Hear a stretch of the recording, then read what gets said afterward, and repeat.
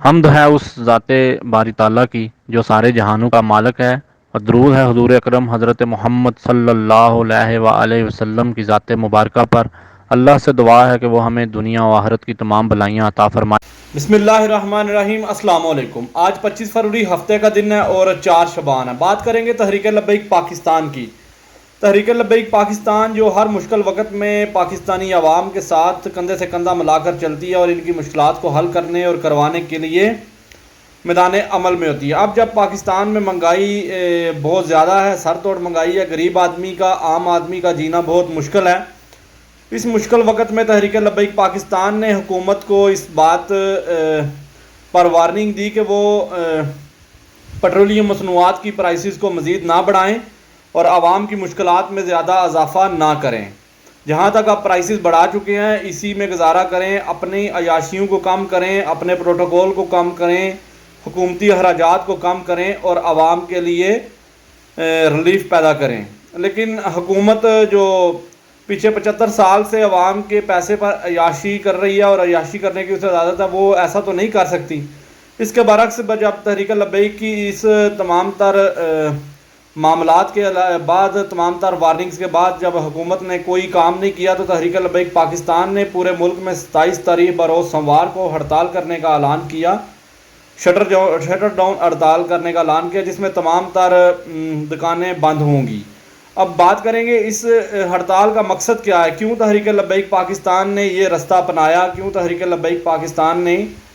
Shutter down ہڑتال کا اعلان کیا۔ اس کا مقصد تو یہی ہے کہ عوام کے لیے ریلیف پیدا ہو۔ جب تمام تر طبقہ فکر کے لوگ، تمام تر تاجر، تمام تر دکاندار، ٹرانسپورٹر اپنی دکانیں بند کریں گے، اپنے کام کو بند کریں گے، تو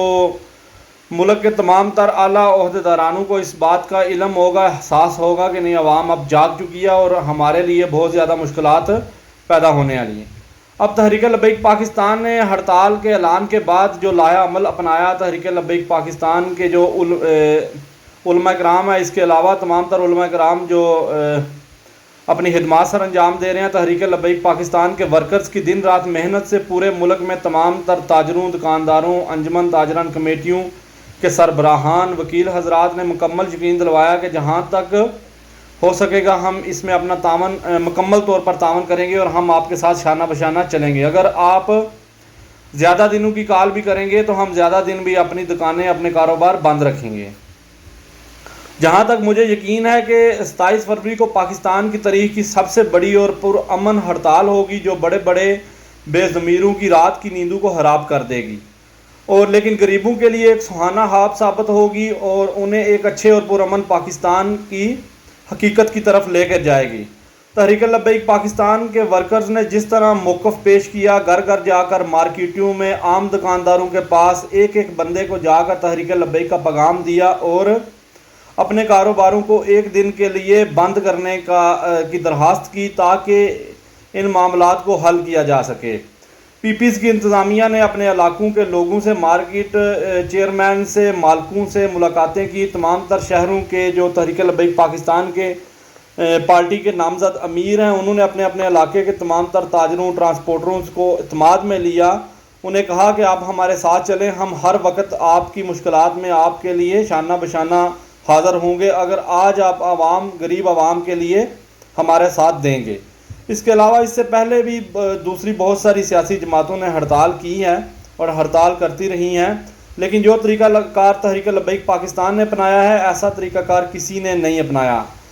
تحریک لبیک پاکستان کے تمام عہدیدارانوں نے جا کر بڑے باعزت طریقے سے لوگوں سے بات کی، لوگوں کو آگاہی دی، لوگوں کے سامنے اپنا موقف پیش کیا، ان کو اعتماد میں لیا، ان کو قائل کیا کہ وہ تحریک لبیک پاکستان کا ساتھ دیں، عوام کو اس مہنگائی کے بوجھ سے نکالیں۔ اور یہ کوئی تحریک لبیک نے کوئی ذاتی مفادات کے لیے نہیں کیا، یہ سراسر عوام کے لیے کیا۔ اور اگر اس وقت تحریک لبیک پاکستان کے کچھ لوگ، کچھ امیدواران قومی اسمبلی میں ہوتے، صوبائی اسمبلیوں میں ہوتے، تو وہ اپنا موقف وہاں پیش کرتے اور وہاں سے وہ عوام کے لیے ریلیف پیدا کرواتے، وہاں سے وہ حکومتی حلقوں میں بات کر کے عوام کے لیے، عوام کے پلیٹ فارم پر آواز اٹھا کر عوام کی مشکلات کو حل کرتے۔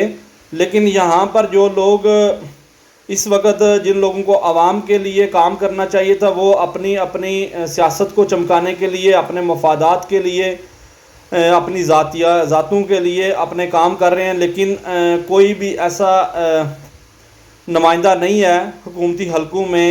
جو عوام کے حق کے لیے بات کرے، عوام کی ریلیف کے لیے بات کرے۔ تو اس لیے آپ کو اب یہ بھی سوچنا ہوگا کہ وہ جماعت جو کہ صرف دین کے معاملات پر سب سے آگے ہوتی ہے اور عوام کی مشکلات کو دیکھتے ہوئے بہت سارے کام کیے ہیں، لیکن اس طرح کی ہڑتالیں اور اس طرح کے جو شٹر ڈاؤن ہڑتال یا اس طرح کے دھرنے نہیں دیے عوام کے لیے، لیکن اب انہوں نے جب عوام کی مشکلات کو دیکھا تو انہوں نے اس طرف اپنا قدم اٹھایا۔ اب آپ کو اگلے الیکشنز میں اپنا ووٹ بھی اسی جماعت کو دینا ہے تاکہ اس ووٹ کے ذریعے وہ عوام کے نمائندگی کر سکیں اور عوام کے لیے آسانیاں پیدا کر سکیں۔ بہت شکریہ، جزاک اللہ، اللہ حافظ۔